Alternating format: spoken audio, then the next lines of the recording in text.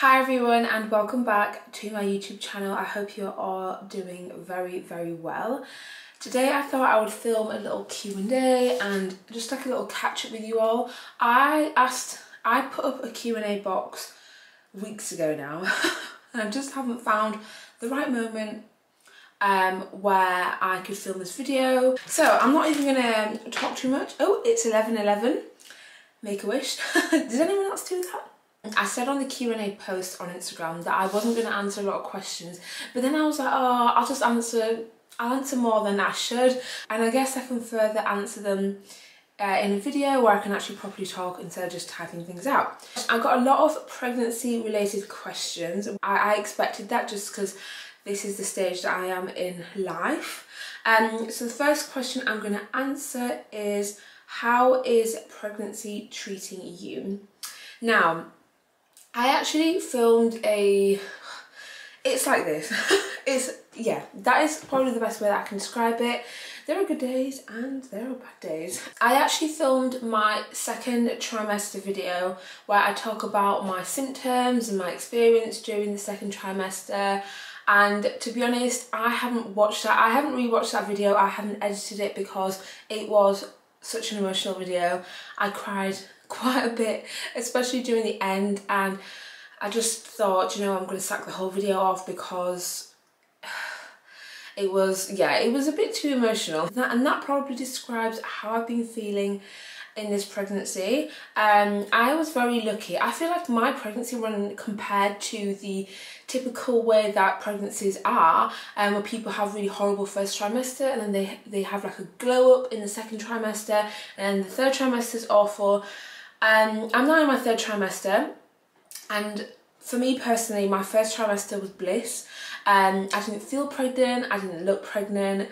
I felt great, I felt like myself. I didn't have the majority of the symptoms which women generally experience in pregnancy. I did not have them. I felt great, if I'm being completely honest.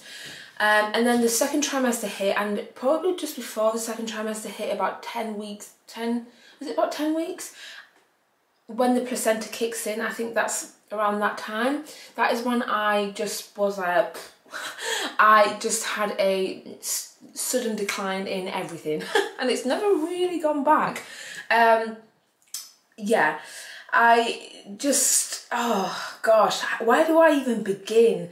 The physical elements of it, and bear in mind, I have not had any nausea, so I've escaped that fully, and I don't think, fingers crossed, I don't think I'm going to experience that. I'm nearing the end of my pregnancy. I don't think I'm going to experience nausea, but everything else I've experienced, and the worst symptom for me, hands down, has been the sleep deprivation. I can see why they use that as a torture tool, a torture tool, because the sleep deprivation has wiped me out throughout my whole pregnancy. The insomnia, I've been quite good right now that I'm in my third trimester. It's because I'm sleeping upright.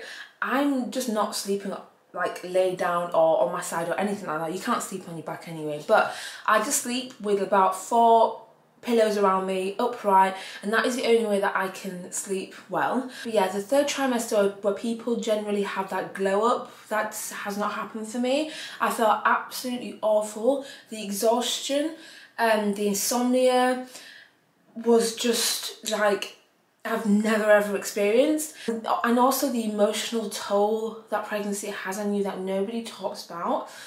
People talk a lot about postnatal emotions.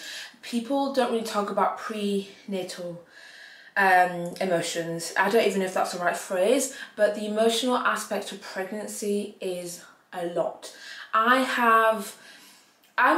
go through phases in life, and my emotions have been here, there and everywhere, and you feel so guilty because you're pregnant. You're like, oh, you know, baby can feel some of your emotions, and it makes you feel so guilty.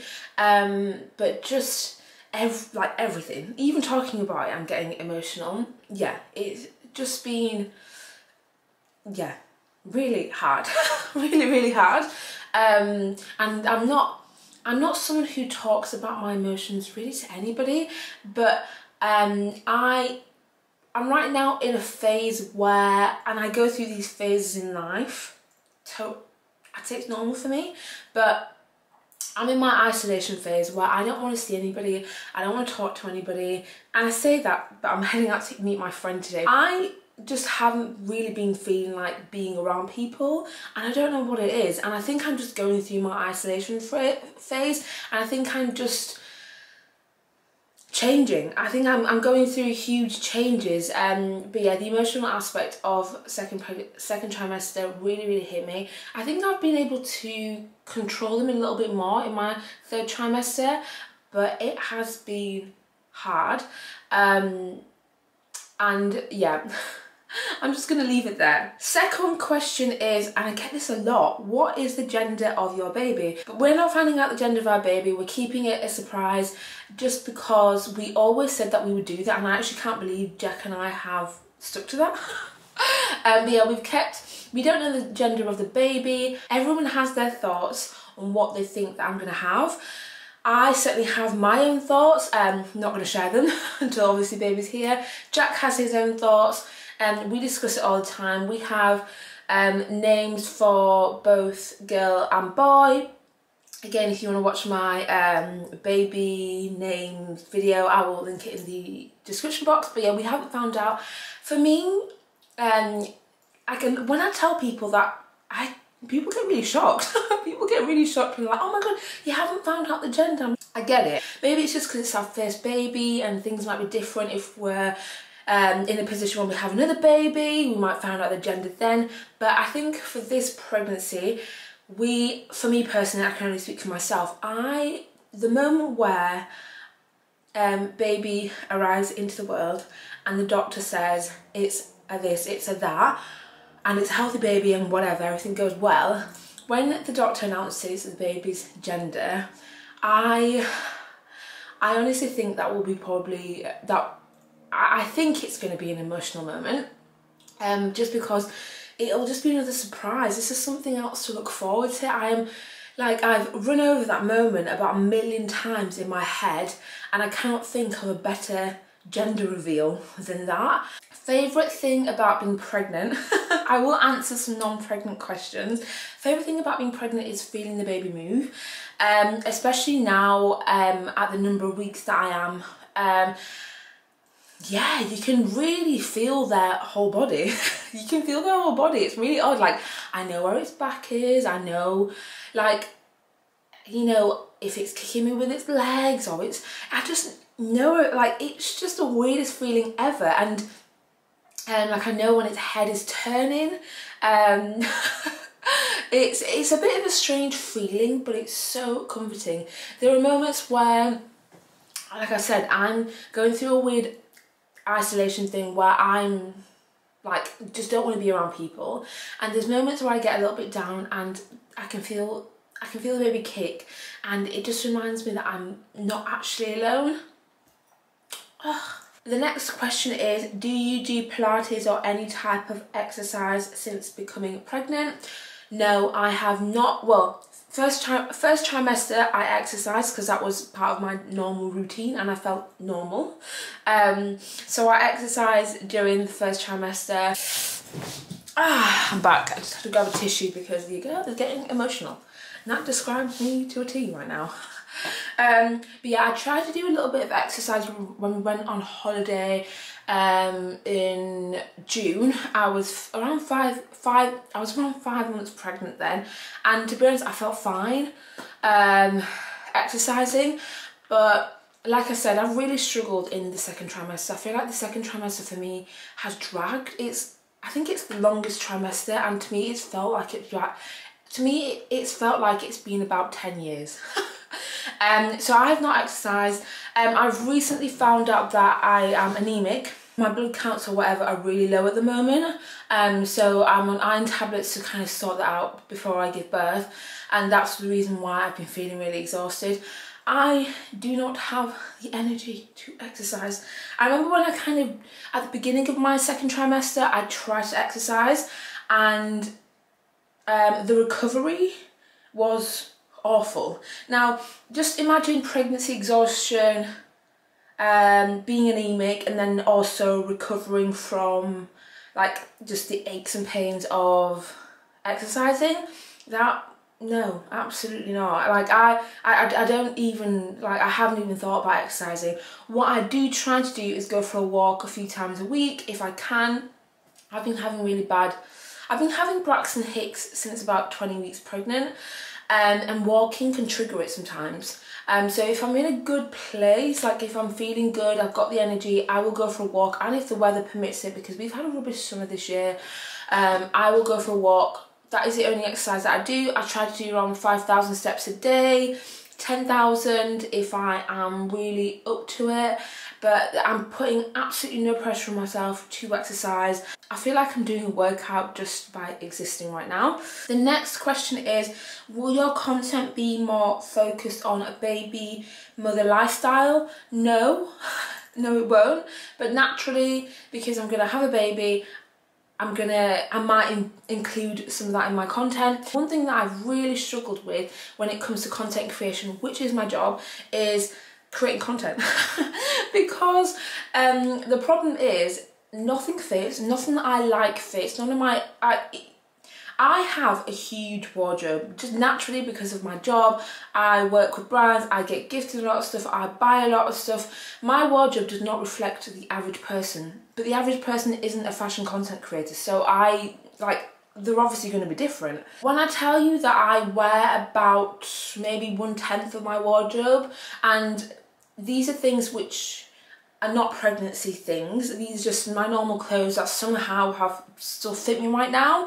I'm really lucky because I'm pregnant during summer months, so a lot of dresses which I enjoy wearing are flowy, but even some things which I thought I would wear, and I thought, yeah, of course that's going to fit me right to the end, don't fit. It's been really hard creating content, and I've just been like, you know what, give yourself a break. Give yourself a break. You are growing a whole entire human being right now. Don't be hard on yourself because you're not creating fashion content. To answer the question, no, I won't create I won't exclusively now create mother baby content, because I love fashion content and I cannot wait to get back into it, to get back into the styling videos, get back into creating the reels, to get back to all of that thing. Next year, maybe end of this year, but next year definitely the content creation will be back.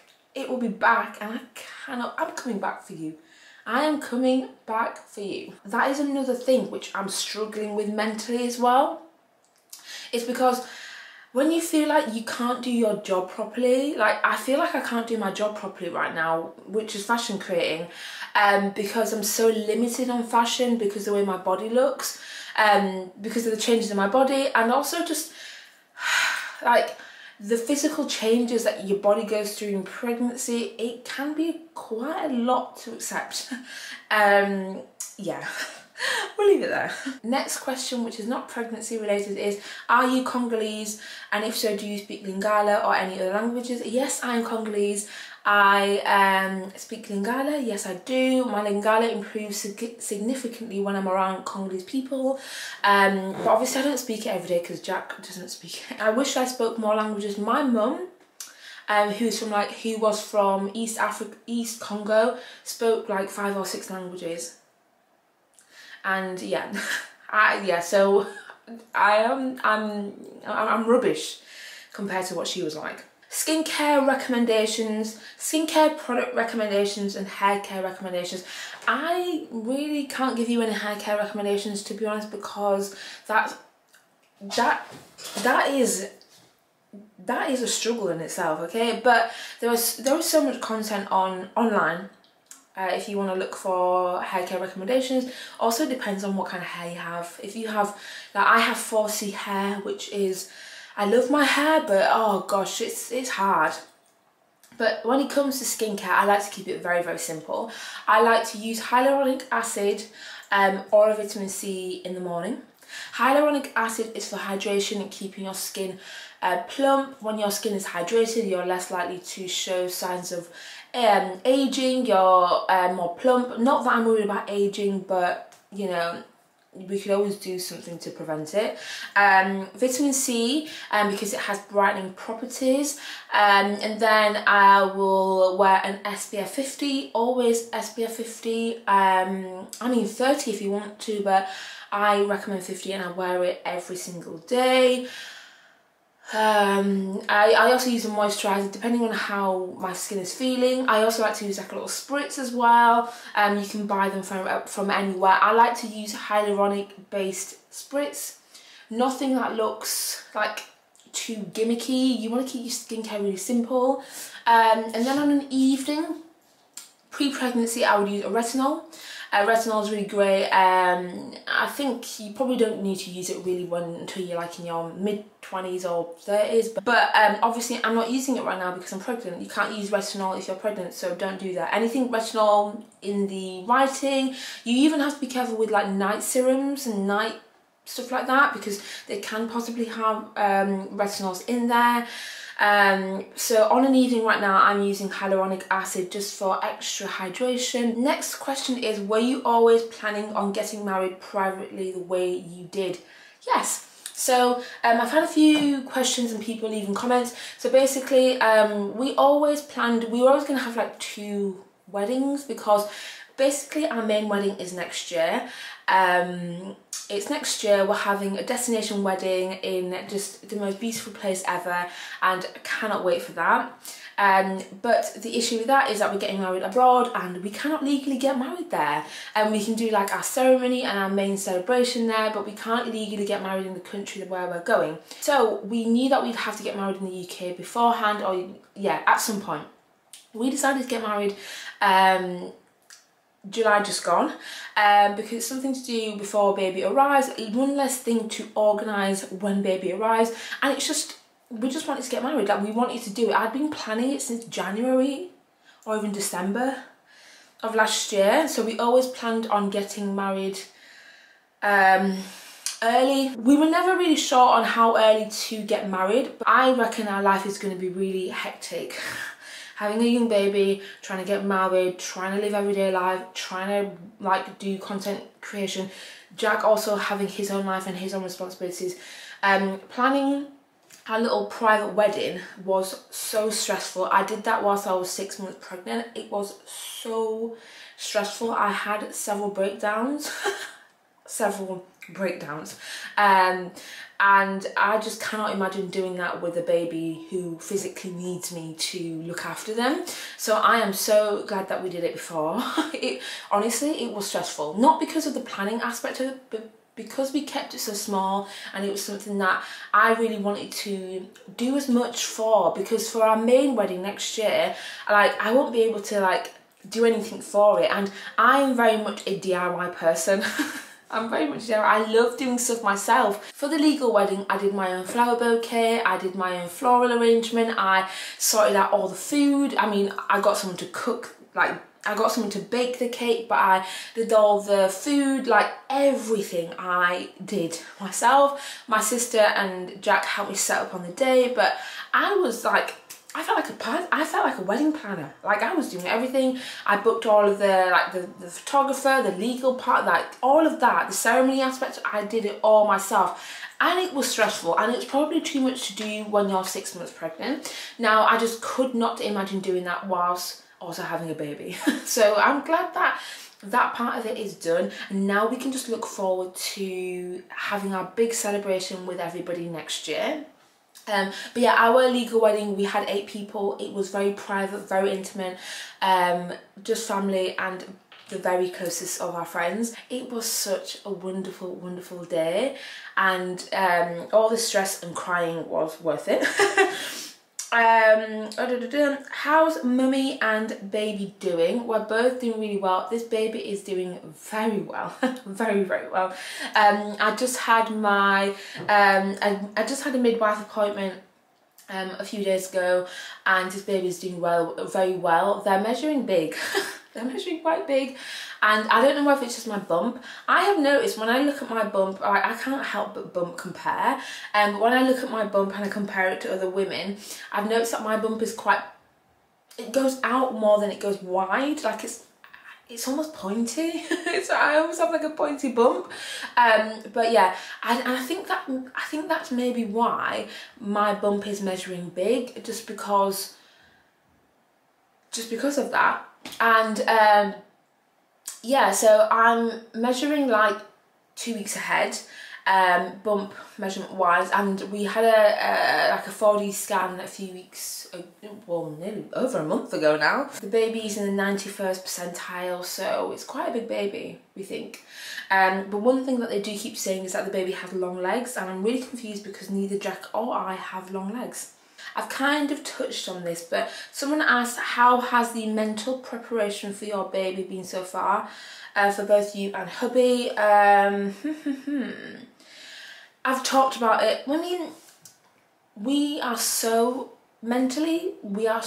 excited and ready for this baby. We are so excited to welcome this baby, and like, I've always wanted to be a mother. Jack's always wanted to be a father. This is the most exciting thing that we will ever go through, and it's the most incredible experience ever. We are so ready for this baby. We're just in the nursery, so in that way I do feel prepared. I've always had a maternal instinct. I love children. I love children of any age, and I'm good with children as well. I feel so lucky that we're in this position, and I always felt like, you know, if anything happened and I couldn't have my own babies, I would always love to adopt as well, just because I'd always love to adopt, just because I just love children so much. And yeah, I feel mentally prepared to have this baby, and yeah, I feel like everything in our life has worked out perfectly for this moment. But like I said, my emotions have kind of been all over the place. When did you start to feel pregnant? I'm 10 and a half weeks and still don't feel it. I didn't feel pregnant until I was about, I don't know, until I started showing, I'd say. I mean, the beginning of the second trimester, you start getting a little bit more symptoms, but I also think it's totally normal to not feel all of the symptoms that everybody talks about. It almost scares you sometimes, because this is why I've just been very reluctant and very picky when it comes to the kind of pregnancy related content that I've watched, because I feel like sometimes when everybody tells you that, or when you hear that this is a symptom that you should have, blah blah blah, this is what you should have, this is what I'm feeling, and you're not feeling it, it really does panic you, especially when it comes to pregnancy, which is, to be honest, the whole pregnancy is just a panic-inducing experience. Because when you're early on and you don't feel pregnant, you think, oh my god, is it actually, is this real? I felt like that. I was like, is this real? Am I really pregnant? Like, is this really happening to me? I did not feel pregnant, so I think it's normal to not feel pregnant. And I also, so I think it is normal to not feel all the symptoms that, you know, you typically hear about women talking about. If you don't feel them, as long as everything is good with, you know, when you get your checkups and you're keeping an eye on and all that kind of thing, as long as you're healthy in that way and everything is going well. I also didn't feel pregnant for quite a long time, and then it hits you and all you feel is pregnant. Another person said, when did you start showing? Again, I'd say around 16 weeks is when I started showing, but I kept my pregnancy quiet until I was like 5 months along, just because I didn't feel pregnant and I was worried.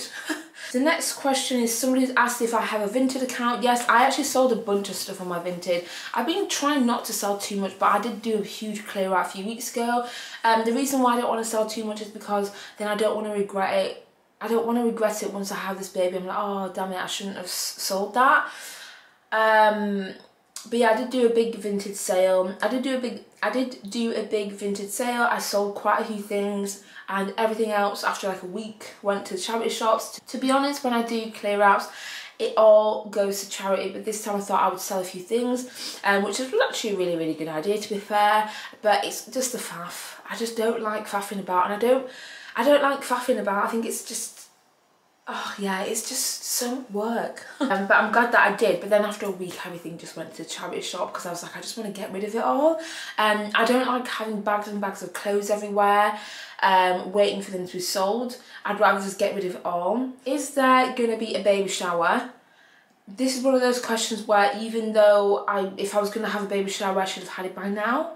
or just around this time actually. No, I haven't planned a baby shower because I don't have the energy to plan a baby shower.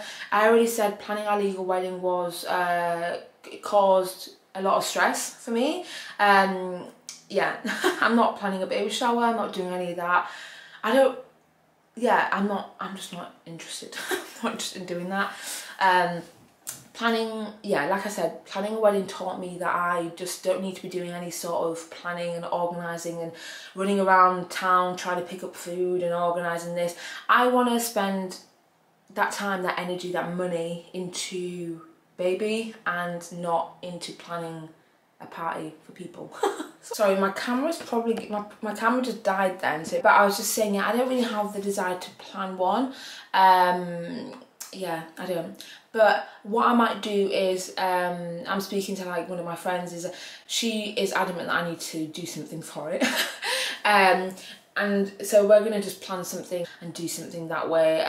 It won't be a baby shower. We'll go out and do something not in, like, it's just, even the thought of like cleaning my house for people to come round, like, I don't want to spend hours cleaning my house. I don't want to do that. Not that my house is not clean. My house is always clean because I'm a Virgo. If you're a Virgo, you get it. But I have to do like some sort of extreme clean. I have to do some sort of like extreme clean. My mind, I won't allow people into my house unless my house is absolutely spotless. And the thought of doing that whilst being literally heavily pregnant, nearing the end of my pregnancy, I don't want to do that. I don't want to do any of that. And also this baby already has so much.